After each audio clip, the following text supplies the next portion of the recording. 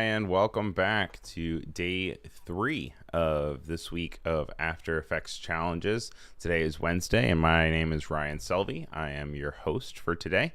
We are working on a little animated diorama of a spring cleaning takeover, and this is what we're working on to complete. We've started the past few days. We worked a little bit with the puppet tool. We worked on the idea of 3D space and After Effects, and we're working on continuing animating some characters today. We'll also be working on opening up that window in the back, and then maybe even go into a little bit of looping before then. Tomorrow we'll be working with the camera and the lighting and just bringing it all together. I'm really excited to see what you guys make. I'm excited to see if you guys have any questions with it, and please, by all means, throw it in the chat as you are playing around and seeing how this works. Now, we can hop right into it. By the way, just a nice hello to everybody in the chat that is here right now. Although if you're watching this as a replay, it should still be just as useful as to you.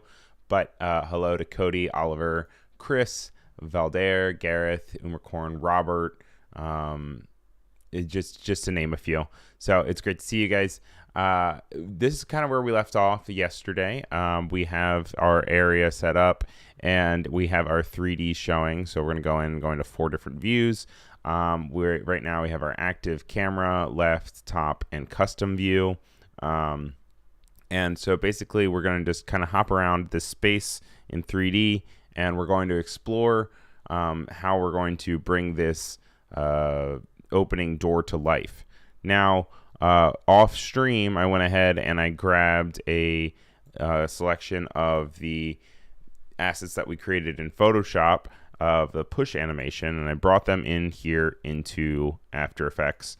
I went ahead and I just took push 1, 2, and 3, and I used the method of going along and just having it span across the timeline and move up, rather than using any sort of opacity keyframes or using any sort of visibility loop out, because I knew that I just wanted the animation to happen once. I knew that I wanted it to happen just over a extended period of time, and then I knew that I wasn't going to do it again because it's going to loop on its own within the actual space. So you can see push 1 I have kind of just sitting here for a while, and then push 2 is when we see his foot start to go back a little bit. We have full foot pop with extended arms here for the longest of the transitionary periods. And then when I go back to the second one, I actually have it a little bit longer just as he's coming back down. All of this can be adjusted if we wanted it to. If we wanted to go over here, we could bring the push here and extend that. It could even be fun if we're applying some of the things that we learned yesterday. We could do a puppet tool situation here, since we're in this 2D space, where we'd create a series of a mesh on top of this character. We know that for a fact that we don't want the feet to move, but maybe we want these arms to move a little bit more. And what we can actually do is we can even go in and we can create like a puppet bend tool. And this is really cool because it really allows you to have fun with kind of how it loops around the point that you have determined and works in the same thing. So in this case, let's go back to our timeline and press U, and we're going to go down into our timeline. We can see that we have our different sections. This is right at the beginning of when we see push 3. By the way, guys, Cody Bear in the chat, thank you for being here as a mod. She's putting the starter files in the chat for you if you want to check those out. And she's also putting a place for you to check out the Discord where you can share your work. We are exclusively working in After Effects, but we are taking all of the conversation from here and putting it in the Premiere Discord. So by all means, hop over there, share your work, ask questions. Also ask questions in the chat as things are moving along here. So I know that when he's going to push, I kind of want him to have a little bit of a like a little oomph to him. So let's think about when you push. When you push, you would like go So you would maybe go, or you could reference yourself and make it a little bit more flary. So you could be like, ah. So like up and down, which is a little bit more spring cleaning actually. So let's do that rather than forward. Let's go up and back down. So it's always good to, you know, use a mirror, use a webcam, just kind of see things. Sometimes it's good to record yourself. And these are very simple animation things, obviously, but one is fun to just see how you would do things. The grunt sounds, are we adding sound effects? No, we are not adding sound effects, but you easily could if you would like to. So we're going to go here. I want to bring him up a little bit more like this. And we're noticing that there's going to be some clipping. So just like yesterday, we're going to go to composition settings, go to advanced from our bottom. Basic, we're going to go and extend that height just so that it doesn't mess up. And then I just like to go in and we can see that we have our 2 key modifiers here. We can Control C, Control V, just brings them back. And then we can see that he kind of does his thing. Although it doesn't look like he's going back to where I want him to be. Oh, because it's right at the end of the thing. So just like yesterday, let's highlight all of them, hold down Alt, and we can bring it down. Hey, Kendall, welcome back. Good to see you. I'll make a special request for this special SFX. Okay, all right. Tonight, I will try to find or create my own, and then we can add them tomorrow. So it's looking a little goofy. But one thing that we could also do is we can still play with the anchor point here. And I'm going to press A and then adjust the anchor point by dragging or alternatively actually just going like this. I want to make sure that he still lines up perfectly. And sometimes this could even be helpful if you go into scale and we unlink the scale of the two. And while we do that, maybe we have him extend just a little bit so it stretches and comes back down to mostly 100. But we can continue to actually play with this by going and doing the same exact thing with this anchor point and this scaling to then bring it down and add a little bit of that scale change when we're getting closer to this one as well. That way it feels kind of like a continuous motion. It's not all just, oh, but you'll see as I did that, it increased both because I forgot to unlink the two. So it's X and Y. If once you unlink it, you can bring it out wide or bring it up top. So let's go down and let's bring that to a 101. Let's see here. Oh, yeah, and Valdera is saying, I've never used KeyFast. I use Riff, but I think KeyFast is way more complete. Yeah, I have a few things actually open on here that I have plugins. KeyFast over here. That's not an endorsement by Adobe. That's an endorsement by Ryan Selvy. And I'm not using any of it because I don't want to have anyone have to rely on any sort of plugins, but I have a series of plugins that are really great. And actually, After Effects is really good at using After Effects for using plugins and just seamlessly incorporating them into your UI. So if you're really passionate about After Effects and motion design, by all means, you don't have to get plugins, but it is a fun route to go down to. And you can do some cool stuff. But now we can see there's a little bit more life to them because we added a few things. So we have, let's add one more. We'll go into scale. And we're going to do at least one more here just because now that the other ones are animated, he doesn't feel as animated. So we're going to go and maybe we'll do the same thing. We will kind of start to have him pop up. So it'll be like a wee, which is fun. We could even add like maybe even a rotation here if we wanted to. So he pushes it and maybe he's like coming back up. So maybe we go here and we just add -2. That way he's coming back. We'll do the same thing in this regard so that it feels like it's a continuation. And sometimes it doubles up and it's going to be weird, but let's see. Let's see. Sometimes it's fine. Sometimes it's just, yeah. So, but we notice that it kind of happens too fast. So it's, there we go. All right. But now we have all of those, and as it is all updated in the pre-comp, since we already have our pre-comp living in our area here, we can go down to our custom view. By the way, I'm just holding down Alt to make that little camera icon pop up and navigate around. And there's a bunch of different things you can do, but I'm using a mouse, so I'm going to be using my middle click button to then kind of pan here so that I can move around my custom view. And then we can now see that his little pop or whatever is going to then it's my computer's catching up with me.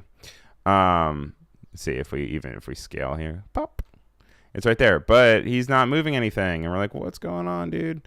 And you can see New York City 2 days in a row.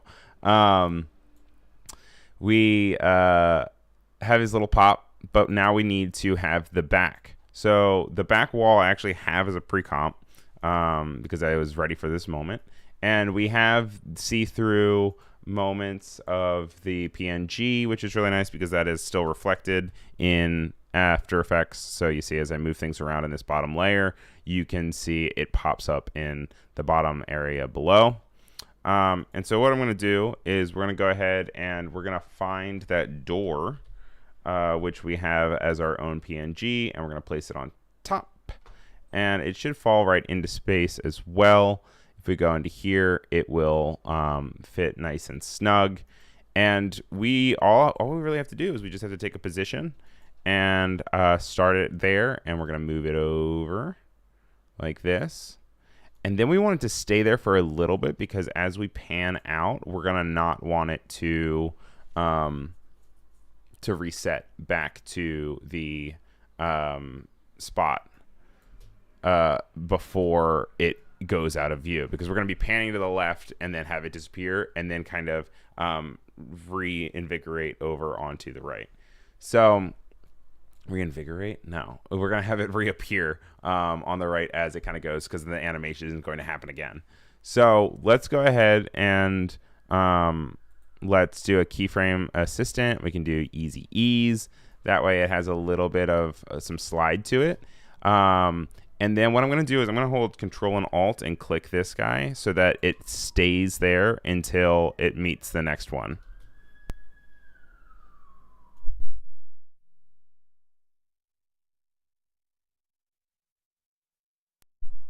And then what I did right there is I just went ahead and I took the first keyframe. So what happens is it's going to hold and then it's going to immediately pop back.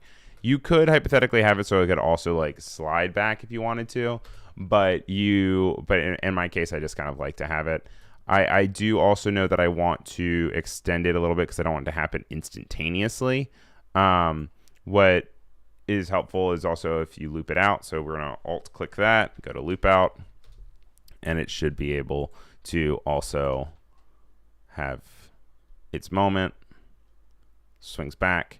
But a thing that we're noticing is that it will immediately go right off the top. And so I'm going to add a little bit of buffer time by just taking that first one and putting it here. I'll switch back, and then I'll start from the beginning as well. So let's go back to our main now. Let's see if it lines up with our cute little animation. It does not. So what we're going to have to do is I'm going to go into the playhead and go to the spot where it is happening at 11 seconds, where that's when we know he's about to push. And then so we're going to go back into our back wall, and I'm just going to move our animation up to that moment. So here we go. Now when he pushes, they should interact. And we can see this actually in the first one in this spot, like right here. Look at that. Now it does disappear. We have him kind of vanishing out. I have him as an opacity layer disappearing. But we really want to start actually kind of focusing on the idea that we're going to move things from left to right. Now, I know I said in the assets that I handed out, I didn't use a camera, but I think it will be best for this example and probably for your own work to have a camera set up. So let's go ahead and create a camera, which is really easy. You just go to Layer, New camera. It'll pop up with this. If you are really into cameras, I'm sure you can really play around with this. You can use your focal length, you can use zoom, and that actually will come down to the idea of cinematography and the idea of zooming and size and having a focal length to have different blending modes, or not blending modes, different focal points of like where it's blurry and where it's not blurry. But for our use case, we're really fine with just the one that's on your default. And if you press OK, you'll see that immediately it changes our active camera to this crazy looking spot where it's just coming on from our front angle. We can see that our little dude is up in the air. And so we want to bring him down anyway. But what we're going to do is we will take the camera, and it works just like anything else. And you can go in, you can do your four views, and you can still see. But under the active camera, it's really helpful also to just kind of go and play around with the view that you want to have. The point of interest is going to be where it is constantly kind of looking around towards. So if you want to go in and bring up your position, it will continue, or bring back your position as X, Y, and Z. So we're going to go up, and you'll see that it is keeping its focus on the point of interest, because we've said that the point of interest is in the absolute center of where it was actually originally created. If we start moving it, the point of interest, it will accordingly also begin to turn the camera. And so right now we're moving the point of interest to be a little bit closer to that door. So I moved the point of interest, and then now I want to go in here, and I want to actually also move the camera as well. Let me know if this is making sense for you guys. And I just want to frame it in such a way that I kind of have that down look that almost matches the perspective that we have to some degree of the way that we drew the work. So I'm going to go here and continue to move this over a little bit. I'm holding down shift, and when you hold down shift, it makes your movements a little bit more dramatic as far as where they are scaled. But I just want to kind of get to a point where it's completely and 100% hidden, so that you don't see any of the sides of the work. And because this is, a camera, this is going to also work to our advantage a bit. You want to think about how no matter what, it's going to continue to have that cinematic feel to it, which is nice. It's skewing your images a little bit. Now we can see here that you can see back beyond the grass. So maybe we want to make the camera even go a little bit higher if we wanted to. And then maybe we want to bring it back or bring it over just that way that it fills the screen. But we're seeing now that these guys are a little bit too warped. So if we put our point of interest either back or forward, it pans the camera up and down. So let's put back our position of our, and you'll see I am constantly messing around with all the different dimensions. If you want to as well, you can actually hop into 4 views, and you can see that now I can see my camera within this space, and it's represented by this little guy that has a little triangle about it. And if we move it back, you'll see that the changes are reflected in the, this is telling me that it's focusing on the point of interest. You can see that it's being reflected in active camera top 1. So that also goes to say that when you move this, though, it's going to be adjusting your positions and your dimensions. See, when we go and I do that, all these numbers are going crazy because it's going around what I am adjusting it to be. So just keep that in mind as you do a little adjustment to it. Sometimes it is honestly easiest to kind of have that as a option. I'm going to actually do that right now because then it messes with both of your point of interest, and it also messes with your camera itself. So now that we have it in a place that we like, I know that I kind of just want to have that locked in place. So I'm going to try not to mess around with the active camera as it stands. But we do now notice that we have multiple things to the left and right that we want to adjust. So what I'm going to do actually is I'm going to go ahead and I am going to highlight. Well, no, I'm going to go to layer new. I'm going to create a null. And a null is just like an invisible object that you can tie other elements to then create a consistency as things are moving along. So we're going to go ahead and we're going to tie absolutely everything to this null. And so I'll do that by going here and parenting pickwhip to a null. And what I'm going to do is we're going to go to the beginning of our playhead. I'm going to go to position, create a keyframe, and I'm going to just pick a random time, let's say like a 3-second animation, and then we're going to move everything to the left and have it out of frame. Like, so this is where I'm like saying, okay, I want this to be completely off screen, because by the time we start again, I want that to then exist over here. And so what then I'm gonna do here is I'm gonna highlight everything again. I'm gonna duplicate it by pressing Control D. It goes crazy. I'm pressing Control Shift and bringing everything to the top. And I'm gonna actually remove this new layer selection from parenting to the top. So that way we can now move along to where our null ends, because our original content is still attached to it.